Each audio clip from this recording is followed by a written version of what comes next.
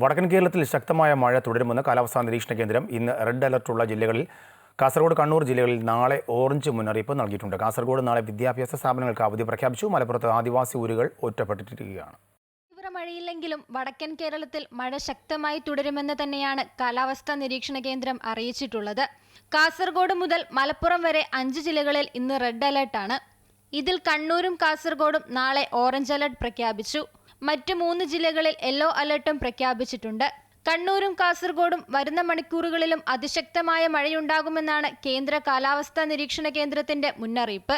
40 kilometre വേഗതയിൽ കാറ്റിന് സാധ്യതയുണ്ട്. ഫെയ്ഞ്ചൽ ചുഴലിക്കാറ്റിന്റെ പ്രഭാവത്താലാണ് മഴ ശക്തമാകുന്നത്. ചുഴലിക്കാറ്റ് നിലവിൽ വടക്കൻ തമിഴ്നാടിന് മുകളിൽ ശക്തി കൂടിയ ന്യൂനമർദ്ദമായി സ്ഥിതി ചെയ്യുന്നുണ്ട്.